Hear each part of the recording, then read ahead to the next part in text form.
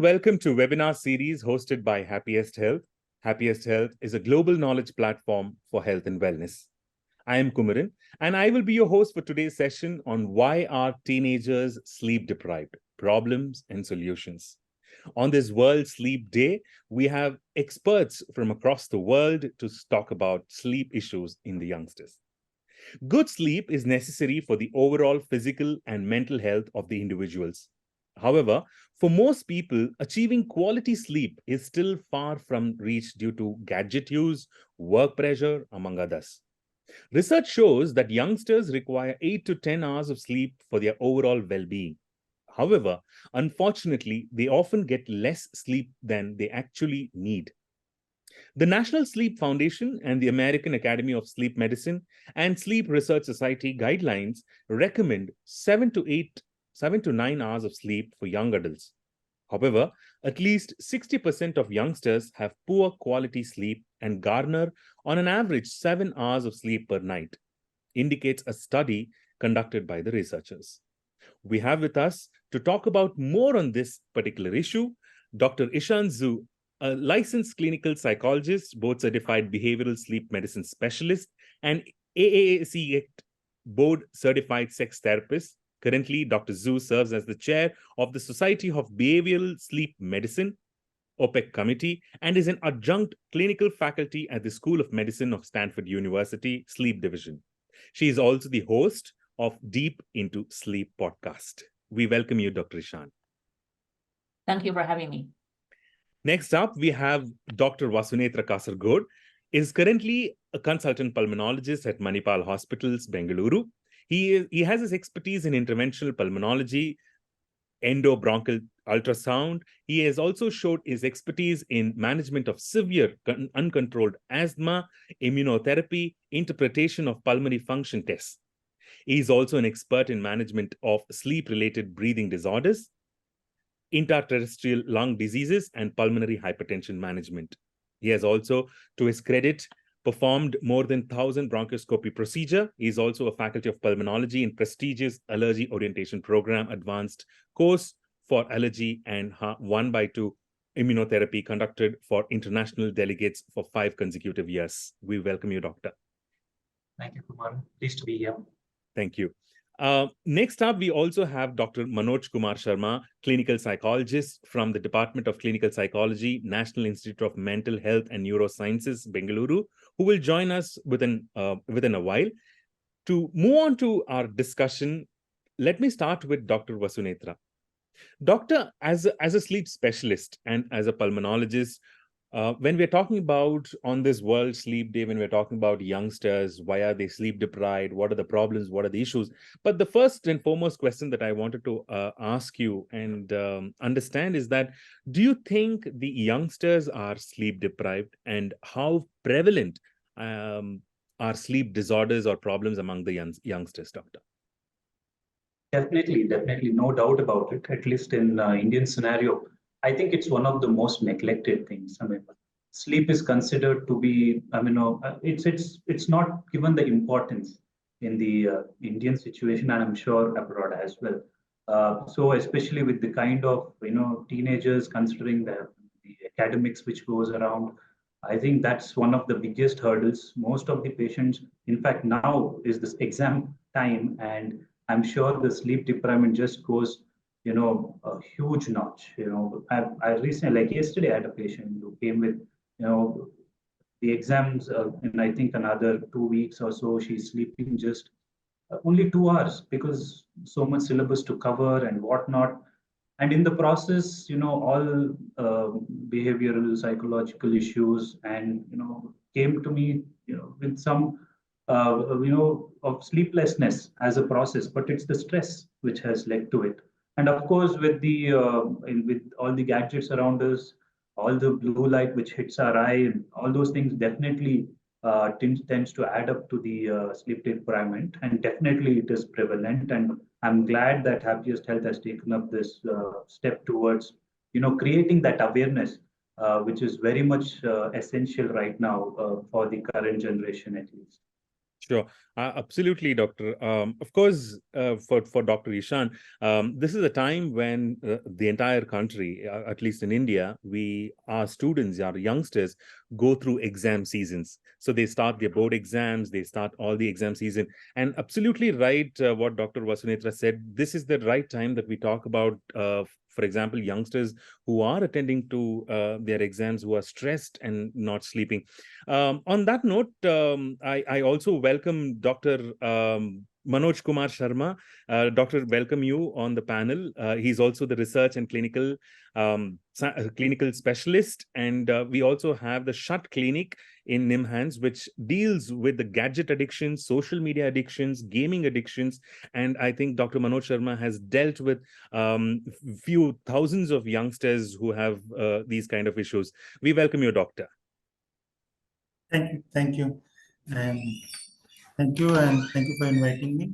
Thank you so much, Doctor. Doctor, I would immediately ask you this question if you would have heard Dr. Vasunetra was speaking, that when it comes to stress and everything, these days, children or youngsters even miss out on sleeping for the minimum period of time as well. So then my question to you is, as a psychologist, what is your opinion on why youngsters are not sleeping enough, Doctor? I think there are a number of reasons, both psychological as well as environmental reasons. But I think at individual level, if I would say, most of us suffer from what we call FOMOs, fear of missing out something, and the tendency that I should not miss out important, exciting, novel thing in my life. Yeah. That allows us to delay our sleep, because delay these are all physiological needs. People say these are my things, I can delay my sleep, but I don't want to be odd man out in my group, I don't want to be odd man out in my circle, and I should be the first one who should come across this novel information and should share this information. So Yeah. this tendency allow us to delay our sleep, maybe for few minutes, but that few minutes never remains few minutes, it becomes hours together. Yeah. That's one reason. Second reason is there is always a lot of pressure is there from the environment. It could be academic pressure, it could be pressure for excellence, it could be, or sometimes it's an individual factor that person feel very much anxious. Sometimes he or she himself or herself stressed out or himself because they want to excel. And that tendency also interfere with the sleep patterns and all. Right. And but somewhere I think what we are also missing out, the third reason is missing out quality time, missing out that what we call joy of missing out something, quality time in family context, which disturb our feeling of well-being and which also interfere in our sleep pattern. Sure, Doctor. We absolutely get that. I think the missing out on the sleep time, missing out on that quality time itself is one of the concerns that youngsters or the teenagers these days face. With that, very perfectly moving on to the entire conversation, we have with us Dr. Ishanzu. Doctor, I just wanted to ask you, as a behavioral sleep scientist or behavioral sleep specialist, why do you think the youth are not sleeping enough across the world? I think two doctors already explained very good points, and it's becoming a more problem, I think, both from environmental reasons and also from their own behavioral, cognitive, and all that reasons. So I think the society stress, their study stress, parenting, like how parents talk about sleep, and many, along with many other things like their own mental health status, that all play in the picture. And actually, I just find most recent data published this year in January in the Nature journal. And now across the world is a huge data set and meta-analysis. So the overall prevalence of sleep disturbance among children and adolescents is about 34%. And especially this data was collected over the past several years. So that's basically among the pandemic. And they noticed definitely increase of this trend of poor sleep among teenagers. So I think that's gonna play part of the role in the picture too. So in behavioral sleep science, we normally think about this as two different things. First, we talk about primary sleep problems, like primary sleep disorders. I think these two doctors, you all handle a lot sleep issues. So there are more than 90 different sleep disorders we actually have. So if they have sleeping breathing problem like the snoring and narcolepsy and other problems, sleep disorders, of course, they won't sleep enough, and no matter how much they sleep, they may not feel like they get quality sleep. But mostly for me, my specialty, we focus on this behavioral sleep problem. That's some of the doctors already covered. Is they have trouble to really initiate, to really go to bed, to sleep, even though they are really sleepy, they really need it, right? Or they have this like boundary setting, limit setting thing, or this like family arguments, conflicts, parents argue with each other, impact the children and teenagers. Major life events, changes, lose some loved ones, right? Someone got sick, they got sick, or depression, anxiety, those kind of mental disorders. Also, there's also society problem. Like in California, you may know, we recently delayed school start time for teenagers. It's super important because we have to understand the teenagers' sleep is super different than adult sleep.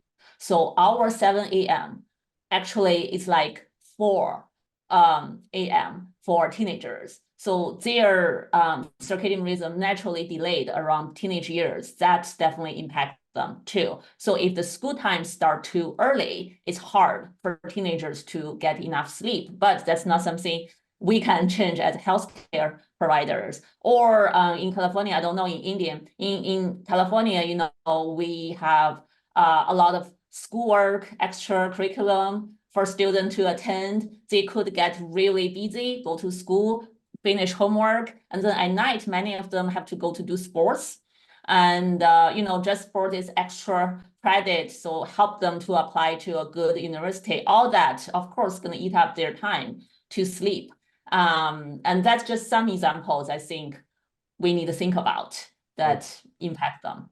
Great. Thank you so much, Dr. Ishan. I think that brings a big perspective to various reasons why youngsters across the world are not sleeping enough. And I think one of the points that California has made change in the school timings itself is something that the specialists and the government is taking care of that.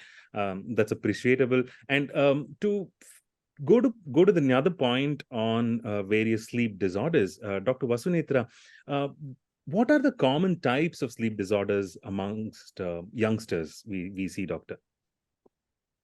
I think most of them, I think insomnia is one of the major. That's the one. But I think most important thing is to pick up things. I mean, behavioral as a clinician, most of the times, rather than the behavioral, look into other things like obstructive sleep apnea, as Dr. Ishan so well put it across. So one of the things is growing obesity, which is seen among teenagers. Most of them come, and again, snoring is considered in Indian context as a good, it's a healthy behavior.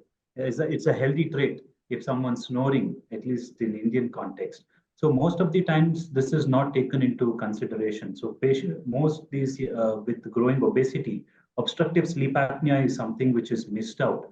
This is the age group where we also come across tonsillar enlargement or deviated nasal septum. All these also contribute to obstructive sleep apnea, which in a way leads to a very poor quality of sleep. The architecture of sleep is affected. They feel very drowsy during daytime as well.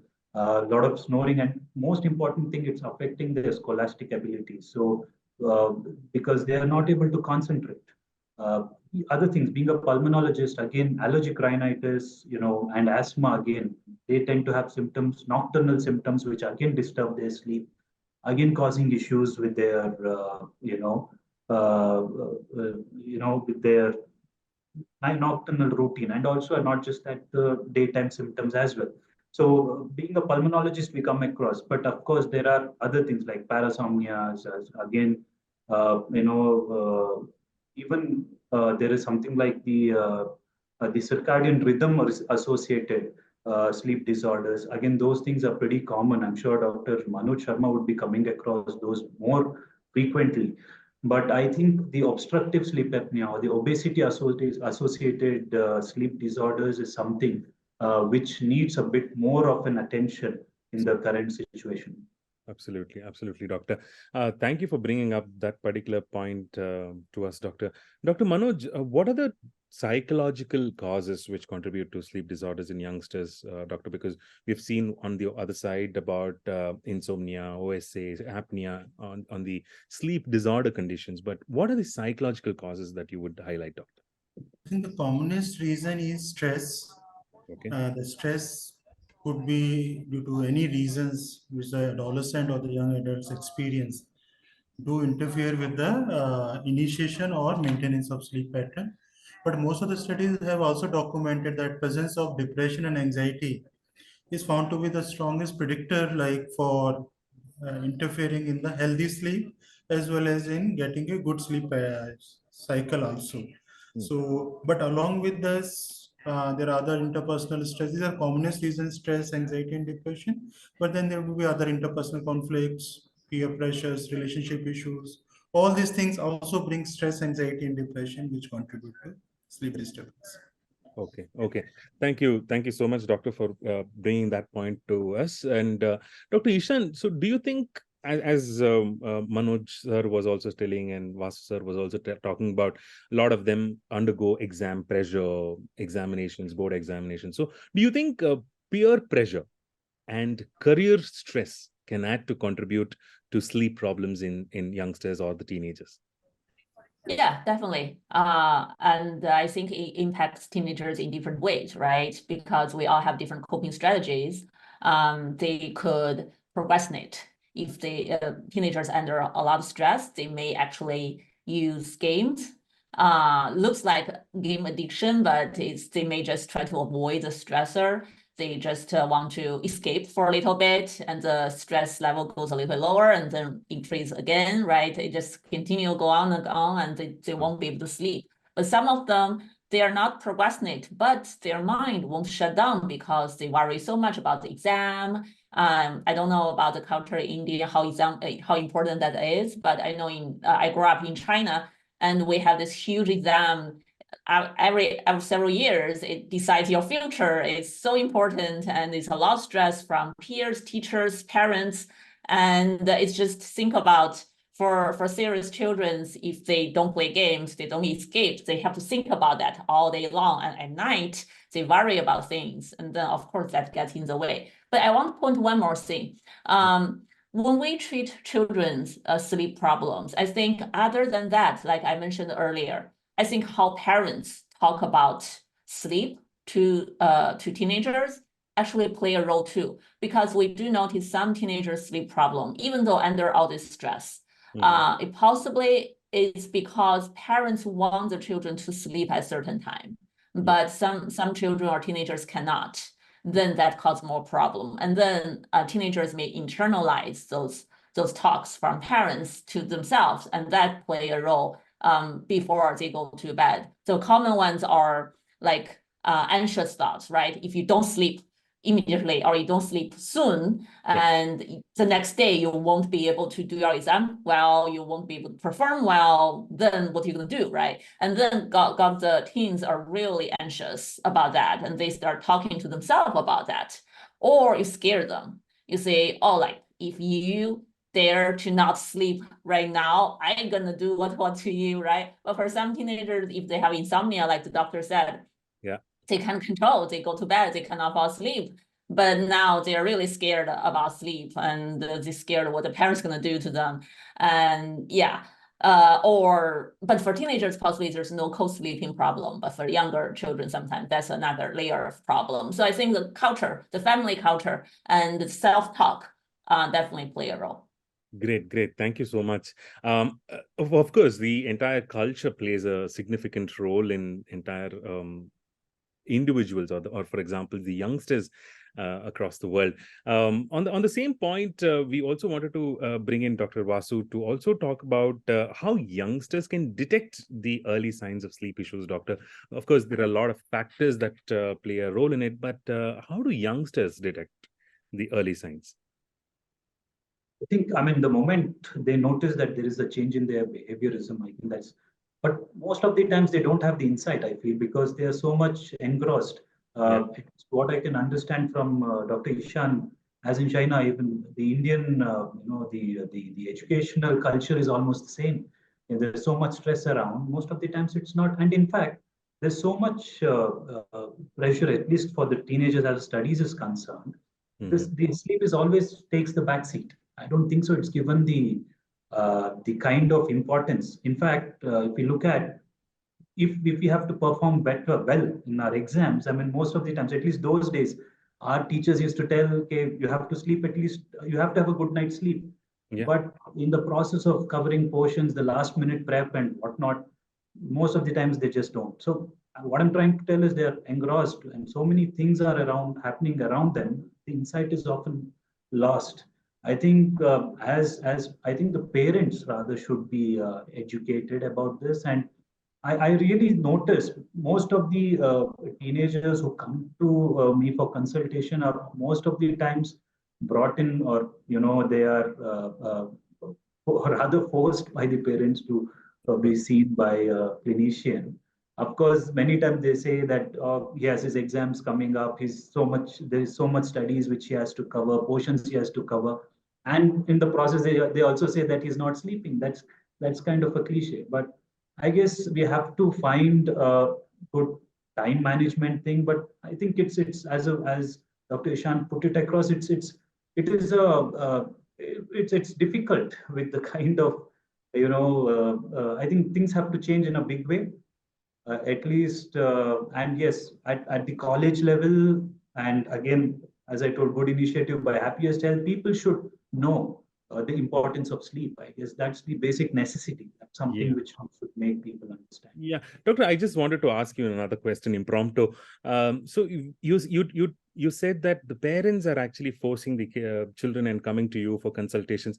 I wanted to understand, do they come to you for consultations asking, okay, my child is not sleeping well, or what is the kind of issues? Because in India, for that matter, we, as you've in the beginning said, that sleep is something that is underrated and not at all given importance. Do people really come saying that they have sleep issues?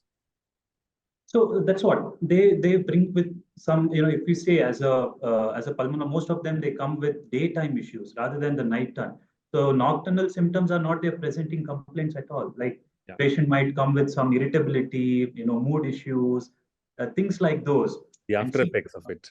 yeah, it's more of those kind of a things. It's not, sleep is never their first complaint at all. And when we go dig deep, try to understand what's going on, that's the thing when things like these come up. And that's the most common. Like, in fact, if you ask me as a pulmonologist, again, I have to give you my perspective. So most of the times it's the allergic rhinitis, which, patients, they compare sneezing, which is, that's a primary complaint. But daytime, they become, most of the times he's not studying well. Yeah. Or we have a very common notion, hey, we say, child, don't pick your nose, don't pick your nose.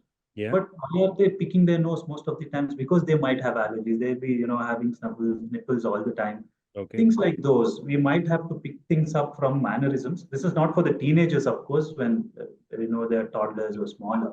But yes, most of the time, sleep is never their concern. Unfortunately, we have to dig deep and understand that. Absolutely. Yeah. Absolutely. Okay. Thank you, Doctor. Dr. Manoj, on the same point, we also should talk about at what point should youngsters seek help when they are sleep deprived, Doctor? As a psychologist, as a person having a mental health background, at what point do you think someone should come to you? Doctor, you're on mute. So the main tendency among adolescents is the denial. They deny that they have any sleep related issues. Even though we bring them to their attention that they are losing their sleep and they are it affecting their day-to-day productivity, but they say, I can manage. That cognition of that I can manage doesn't allow them to accept that sleep is an issue, sleep is a priority where they have to give prioritize attention or they have to focus attention. But I think most of the adolescents who have sleep related issues, they talks about that it brings heaviness in their day-to-day activities. Sometimes there is a frequent need for daytime nap, and that feeling of well-being never remains in their daily schedule. But again, I'm saying they are able to relate to these things that it may be because of my lack of sleep, but they say it's I can't help because I have to be there for studies, I have to be there for screen use. Yeah. So acknowledgement is there, but the motivation to take action is they still are in the denial mode. And I think again, I would emphasize that there is a need for public health awareness. I think it has to go in a non-judgmental communication from school authorities. Mm. Non-judgmental way communication should happen from parents also. They should not instruct, but they say that how to facilitate good sleep. I think that should be the point of communication in the family context also. Okay. So I think if these issues go, if these strategies goes in our environment as well as family level, I think definitely they will feel a need to have a good sleep also. Okay. Okay. Thank you so much, Doctor. Also, Dr. Ishan, so you've lived in two different cultures extensively and seen two different cultures. What happens with the youngsters? We also wanted to talk about on the same mental health perspective. Can sleep deprivation lead to mental health issues in youngsters? Is number one. The other one is I wanted to ask you on this a little more deeper into this particular question is that can lack of sleep promote youngsters to take extreme steps? Can they take bad decisions, is what I meant to say. Yes. It's actually closely related. I can quote some research, but at the same time, I think generally the public just possibly not aware, like the two doctors mentioned, either deny or not realize or only focus on the daytime things. They did not realize it's what we do during the daytime. Our decision making, our mood is closely related. What we do at night, and sleep is a big part of that. And it's not just high quantity of sleep, it's also high quality of sleep. So when we talk about if you don't sleep enough, like sleep deprivation or insomnia or many other things, especially sleep deprivation, if you don't sleep enough, there are at least 5 different dimensions of harm it can do to us, not just mental health. Mental health is just one of the 5 dimensions. The other ones, for example, physical health. There are a lot of research talking about poor sleep related to poor immune system reactions and our cardiovascular health, right? Obesity rate and injuries and many other things. And especially during the COVID, I saw a lot of research around that too. And even for flu shots also, if you don't sleep enough, that flu shots does not work for you as well. Okay. That's one dimension. A second dimension is actually cognitive health. I think that's possibly most parents worry about and care about, but they never think about sleep. It's possibly in the picture. So if we don't sleep enough, and there's research among teenagers, among students, to show they actually make more mistakes in their exams. And attention span, like accuracy, and the learning ability, memory, decision making, all those become worse. So it's closely related. Their daytime functioning is related to how well they sleep at night. And then the third dimension is academic health. And like we talk about all this exam stress in this culture, I think really California or American culture similarly. Asian parents in America do the same to their parents, to their children. So it's equally stressful.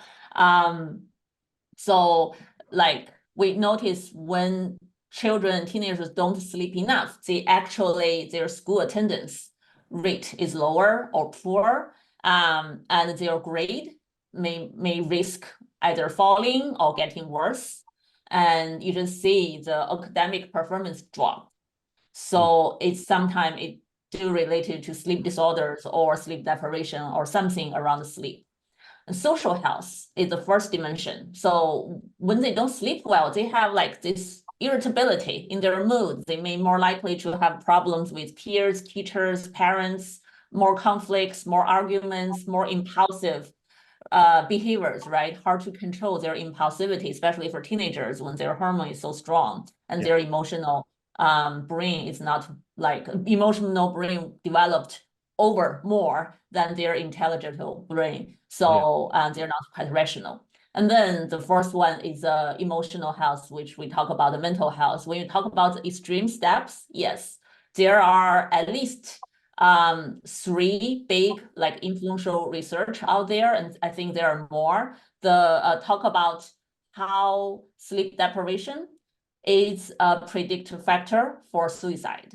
And that's among teenagers. So that's more scary. And for example, 2012 in Korean, there's a large sample about among teenager students, more than 8,000 students was studied.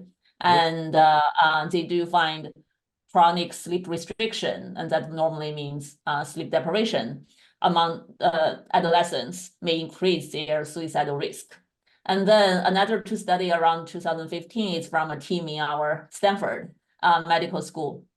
And they studied this topic and they published quite several papers around that. There are some larger data, some smaller data, basically find similar things. But not just they lose sleep. If teenagers, they go to bed at very different time each night, that actually could predict increase in suicidal symptoms. Oh, okay. And yeah, and they analyze some data, even the risk can increase for death by suicide 10 years later. Okay. Based on their sleep quality 10 years earlier. So there's a lot of data out there around this. I think we really need to pay attention to that, take this more seriously. Sure, doctor. I'll come to this particular point again on how and what we can do to avoid these kind of things, at least by parents. Before I take the last question to all the three panelists, I request the audience who are watching live today to please post your questions at the chat box, and we will take it up with the panelists if time permits. Dr. Vasu, the last question that I wanted to sum it up with are, what are the tips that can be used by youngsters to battle these sleep problems? As a pulmonologist, what would your answer be? I mean, I think good sleep hygiene. Start with good sleep hygiene. First of all, there's something that we tend to exercise more just before, like we see most of them doing their walks at around 9 p.m. in the night. That's again something a big no-no. Avoid, of course, screen time before going to sleep. And many times even people tend to say that if we read a book before we go to sleep, that's a good no. That's again a poor sleep hygiene. We are not supposed to do that. So it tends to, and having any kind of a stimulant, be it a coffee or a tea before going to sleep, these are the things which we should avoid as much as possible. Also, other things, de-stress yourself. Yoga really does help a lot. Meditation, again, I'm glad now yoga is included in the curriculum of our schooling. That really helps in a big way. So it's something which was not there during our time. So really good. I guess that's something which we should inculcate further. And of course, to identify the issues the moment it occurs. And I think the behavioral changes during teenage, I think parents need to know more if they can identify subtle things and immediately go for help. And again, the stigma, I think that you should reach out for help. There's nothing wrong in it if you have any issues. That again needs to be emphasized as much as possible. Okay. But yeah, good sleep hygiene practices is definitely a need of the hour. Okay. Definitely need of the hour. Of course, we even at Happiest Health have written a lot on good sleep hygiene habits, and especially inputs from you as well a lot of times. When we talk about, apart from the sleep hygiene, we also wanted to understand from Dr. Manoj is that how can youngsters address the psychological issues, doctor? One side, we have good sleeping hygiene habits. You can keep your room calm, neat, and without any noise. But on a psychological perspective, what causes sleep deprivation and vice versa? Basically, stress, anxiety, and depressions are found to be the commonest reasons for sleep-related issues also. Mm-hmm. And whereas sometimes substance use also comes into the picture. Sometimes because sleep-deprived children, to improve their performance, caffeine intake goes up, dark chocolates goes up. So because they also want to remain active during day-to-day activities also. So the children have to work on what best they can do to improve on their sleep. One is they should work on minimizing stress in their lifestyle. So they should know, is my day-to-day life function is getting affected? Is there any change in my daily routine? In case if they are able to recognize, if the people around them are able to give some hint to them, there is something happening with you. So listen to the environment and listen to your, observe your internal cues also. If you find any change, see that may be a sign of stress. Okay. And look for help, talk to, and then the strategy comes of communication. Communicate to counselors, communicate to parents, so that they can give you more objective advice about it. So Okay. that's the first thing all teenagers have to do. Second thing, they have to work on minimize their substance use, minimize the stimulant intake, because earlier the advice is a part of sleep hygiene, don't take coffee after 8 p.m. or 9 p.m. Yes, But yes. nowadays the advice goes that don't use screen at least 30 minutes before sleeping time. Yeah. I think that is the mandatory advice to have a good sleep. Yeah. So that's, I think, second thing they have to work on, minimize their substance use, minimize their screen time use. And then again, they have to maximize the quality time. Okay. Quality time, it could be physical activity. What is happening? Because children are looking for dopamine high through screen. Children are looking for dopamine high through other XYZ activity, but they're not looking for dopamine high through offline activities. And this, because the tendency to get offline thing makes brain condition for stimulant activities, and which has a impact on their circadian rhythm, and which also has an impact on their frontal lobe and other lobe functions, which works with the control. Because what happens, the control goes off, and that's in makes them at risk for indulging in various risky behavior or in any other cognitive misjudgment also. So Yeah. that's another thing they should work on: physical activity, they should work on quality time, and they should at last accept that missing out is part and parcel of life. They should not go for it that I should not miss out. I think some activity they miss out, some information they miss out, but they should accept it, they should be mindful about it, Yeah. and they should enjoy whatever is there in their current lifestyle. I think if all strategies works on, definitely they can have a good sleep. Absolutely, absolutely, doctor, for putting it out so methodically. Thank you so much. One question from me to Dr. Ishan to sum it up is that can you suggest some effective relaxation and mindful techniques that can help youngsters deal with sleep issues, doctor? Yes, but before there are a lot of relaxation skills actually we teach teenagers or adults if they have anxiety, stress, or have insomnia. But before mentioning any of the specific skills, I just want to throw out some big picture points. I think sleep problem can be very complicated, and we often see different sleep problems can coexist in one patient. Okay. And so I think we need to understand what kind of problem they are facing. So that need possibly professional evaluation with a sleep doctor, like one of you there locally, and then and then have a treatment plan come out. Because I see a lot of times just by doing relaxation, yes, it helps a lot of people, but it also does not help certain people. And especially if they have severe insomnia or they have a lot of anxiety, especially anxiety about sleep, then relaxation may work. Sometimes when it's not working, people get panicked. They're so worried. They're like, why relaxation does not work for me? It works for everyone else, but not for me. Is there something wrong with me? Am I broken? And will my sleep, lose hope or something? So I think we have to be very careful. And also for some people with sleep apnea and, other sleep disorders, relaxation also won't help them. Not the only way going to help them. They need something else. So then they cannot just rely on that, right? So I just want to throw that out there. Like relaxation is a great thing. It's just won't be a saver for us.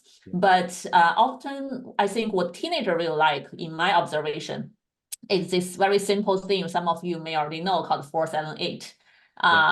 It's just breathing technique, right? Breathe in for 4 seconds, hold your breath for 7 seconds, and breathe out for 8 seconds. Teenagers like it because they can count it in their brain. That distracts them from other worried thoughts.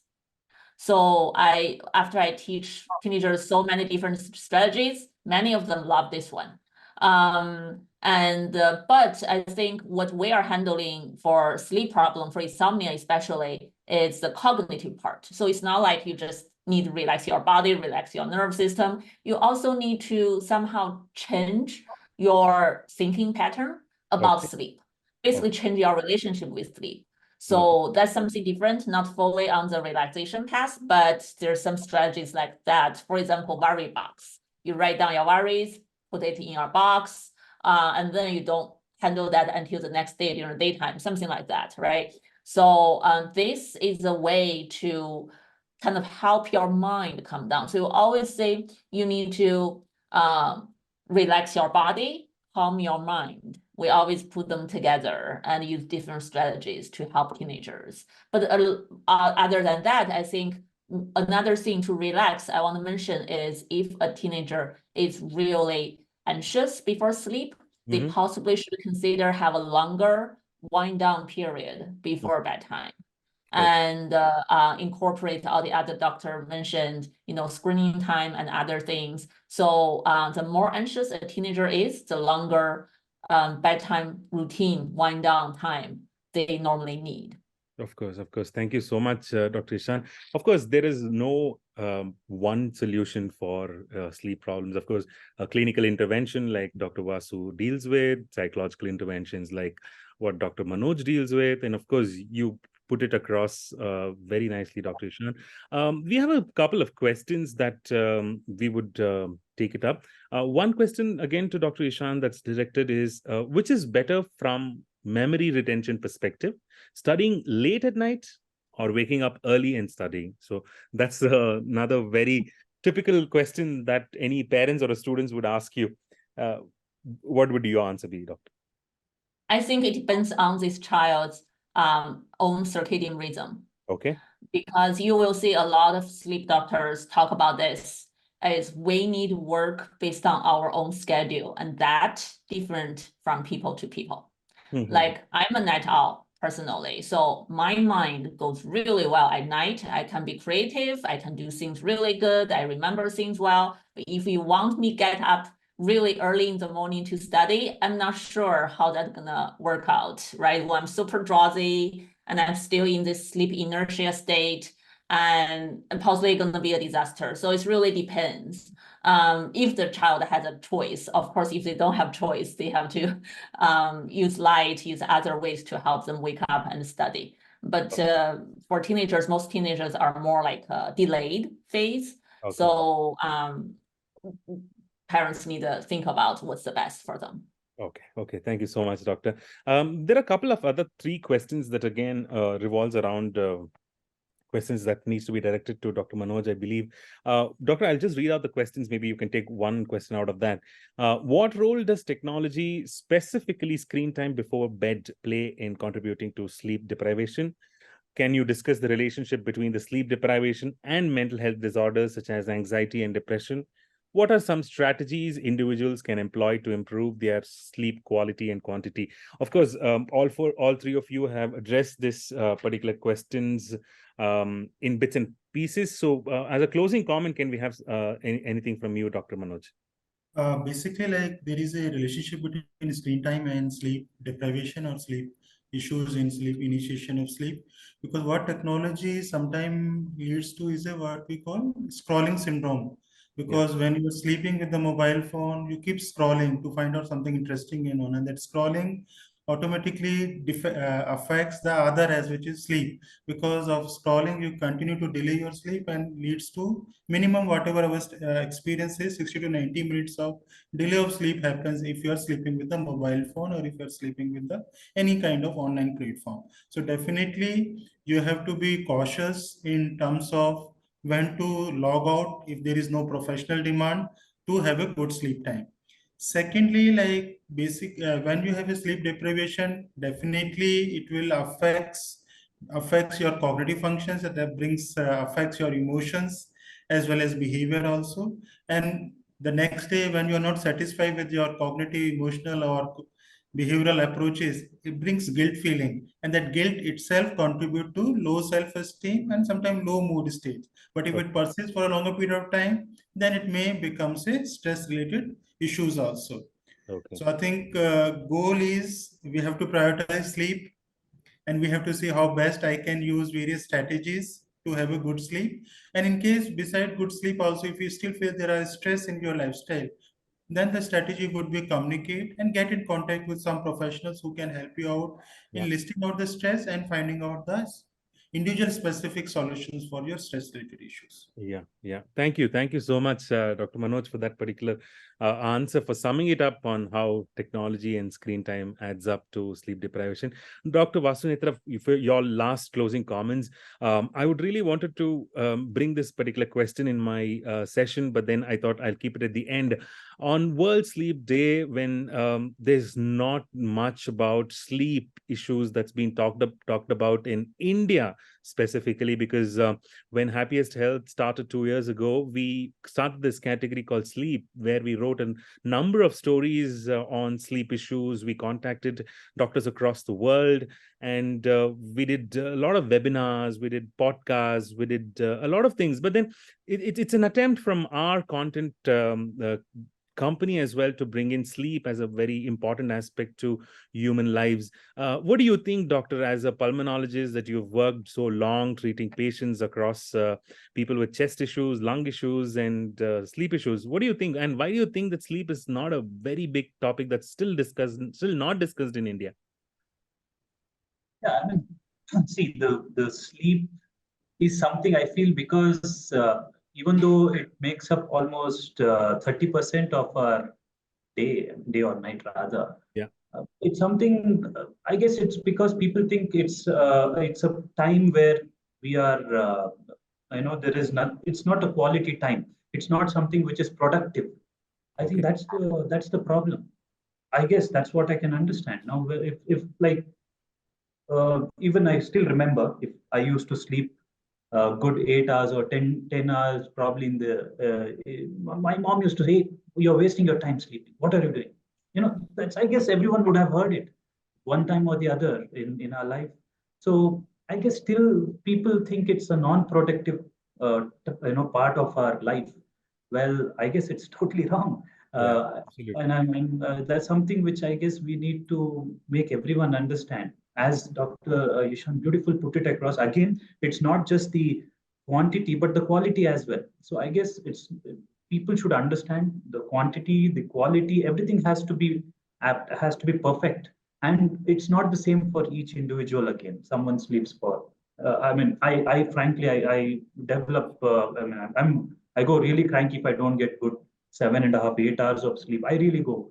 But yeah, I mean, it's life. You can't, you might have to take calls in the middle of the night. Again, it kind of affects. But it's something which, as a doctor, we all would have gone through. You might have something else. You might have to attend also, and many times people have taken it for granted. Sleep can be disturbed. I mean, it's something which can, because as again, it's something which can be disturbed.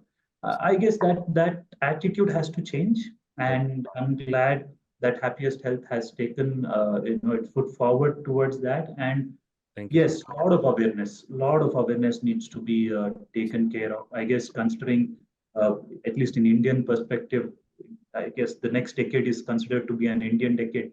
So at least if we have to be more productive, I think good sleep is very much necessary. Whatever the 70-hour week and all that, or a week of work and all things which were, I guess, is something. I guess you should give more importance. That's another topic for us, for sleep and the work hours that we need to do. Yes, absolutely. Thank you so much, Dr. Vasu. Dr. Ishan, thank you so much for joining with us today, and from California at this particular hour. I think your sleep time is near, and I'm sorry for disturbing you at this particular hour. Thank you so much. No problem. I'm a night owl, so this is perfect for me. It's my best hours. So thank you for the invitation.